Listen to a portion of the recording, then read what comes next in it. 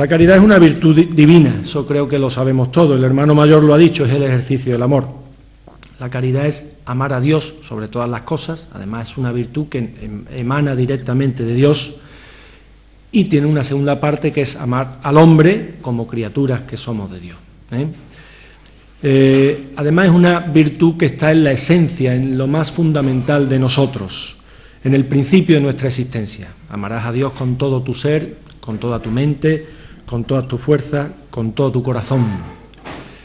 Jesús lo convierte en mandato evangélico.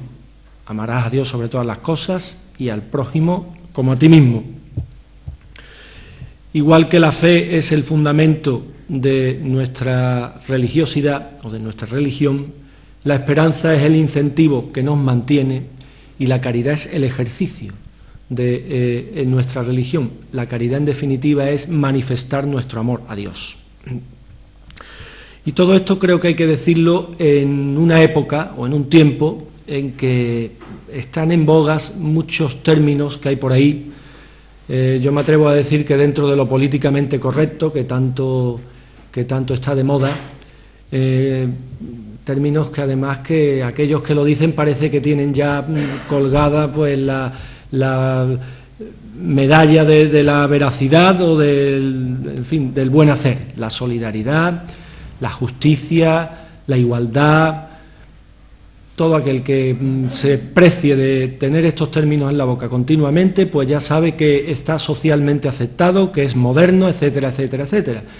Y a veces los cristianos pues nos retraemos y no nos atrevemos a decir o a nombrar algo que está muy por encima de todo esto y además que engloba todo esto que estoy diciendo, y es el amor. Las hermandades, que yo creo que últimamente, o quizás de un tiempo a esta parte, han caído en la trampa, me parece, o en el complejo de tratar de justificarse o de autoexplicarse o definirse en aquello en lo que no son.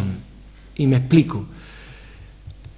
Continuamente se hace referencia hoy día a las hermandades y se hace referencia pues a lo que hacen a nivel social, a lo que hacen a nivel asistencial, a de qué forma están incardinadas o proyectan su actuación sobre una determinada sociedad, etcétera, etcétera, etcétera. Quizá porque tengamos el complejo, y cuando hablo de hermandades hablo tanto de hermandades de penitencia como de gloria, porque me parece que para lo que estamos hablando hoy las diferencias no existen. Bueno, las diferencias entre una hermandad de penitencia y una hermandad de gloria yo creo que son muy limitadas. Quizás en lo externo, en lo que más llama la atención, pues probablemente, pero después, evidentemente, la identidad es absoluta, ¿no? Pero decía que las hermandades tienen ese complejo de no darle vueltas a la esencia misma y no terminar de decir lo que son propiamente, ¿no? Y yo creo que tenemos que decir una cosa muy clara. Las hermandades no son ONGs. Las hermandades, por no salirnos de instituciones dentro de la Iglesia, las hermandades no son Cáritas, las hermandades no son Manos Unidas. Las hermandades son asociaciones de laicos cuyo fin primordial es el culto a Dios, ya sea en un misterio glorioso, ya sea en un misterio de penitencia. Y esto hoy en día me parece no solo que no está pasado, que no está trasnochado, sino que me parece que es absolutamente fundamental. Las hermandades son fenómenos que están inmersos en su propia sociedad, a la que pertenecen, de la que tienen su razón de ser, y evidentemente vienen obligadas a una acción social, y dentro de esa acción social la obra asistencial pues es esa última manifestación del ejercicio de la caridad que nos permitirá cumplir el mandato evangélico que veíamos. Además, esa acción social normalmente debe convertirse en el mejor complemento del culto. Y lo hacemos además, lo convertimos en las dos caras de una misma moneda. Por un lado tenemos el culto a Dios, que manifestamos pues en el esplendor de nuestros propios cultos de regla, en nuestras manifestaciones litúrgicas externas, ya sea pues hermandades de gloria, hermandades de penitencia, en todo lo que ello conlleva, y por otro lado eso debe ir en paralelo con lo que es la labor asistencial, con lo que es la labor social que la hermandad debe proyectar hacia los demás. Quizás convenga hacer un inciso aquí, que la labor asistencial o el ejercicio de la caridad no siempre implica un desembolso o un esfuerzo económico. Y yo les puedo poner a ustedes a hablar desde mi experiencia, de los años que fui diputado de mi bolsa de caridad, o de la bolsa de caridad de mi hermandad. ¿Saben ustedes cuál es la mayor pobreza que hay? La ignorancia. La ignorancia es lo que hace al ser humano ser más pobre.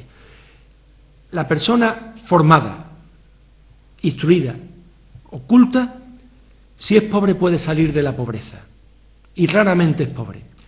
El ignorante no solo es pobre, sino que además está imposibilitado para salir de la pobreza. A veces, simplemente una formación, simplemente orientar a una persona a una determinada cuestión, le resuelve más que hacer un desembolso económico con ello. A veces simplemente decirle dónde tienen que ir a pedir una pensión a la que a lo mejor tienen derecho y no lo saben, hace más que otra cosa. Por otro lado, hay veces que la caridad la practicamos exclusivamente sentándonos al lado de una persona y escuchándola. Yo a veces he estado atendiendo a una persona, a lo que nosotros llamamos un peticionario de nuestra bolsa, y al final resulta que no quería nada, quería que alguien le escuchara un rato, quería que alguien le escuchara su problema, porque vivimos en una sociedad que desgraciadamente en la que estamos cada vez más solos, y sobre todo me refiero a la tercera edad. Aquí hay algunos representantes en esta reunión. Qué solos están miles y miles de ancianos en nuestras ciudades, qué solos viven y qué solos se mueren. Y yo creo que de esto tenemos un poco culpa todos, tiene culpa la sociedad. A veces la compañía es la mejor forma de... Son los campos de actuación donde debemos actuar. Y siempre, a mi juicio, con un criterio, y es el de la proximidad. El Señor nos dijo que amáramos a nuestro prójimo, y etimológicamente la palabra prójimo significa próximo, el que está cercano. Ese criterio yo creo que no debemos perderlo nunca. A partir de ahí, pues podemos hacer un estudio o una distinción de cómo debemos enfocar, unos criterios de cómo podemos enfocar nuestra labor asistencial. En primer lugar, de carácter personal. Y aquí yo tengo que deciros que, en mi opinión, si hacemos un criterio de carácter personal, antes que nada tienen que estar nuestros propios hermanos. Una hermandad, cualquier labor asistencial que haga, tiene que empezar para hacerla por sus propios hermanos.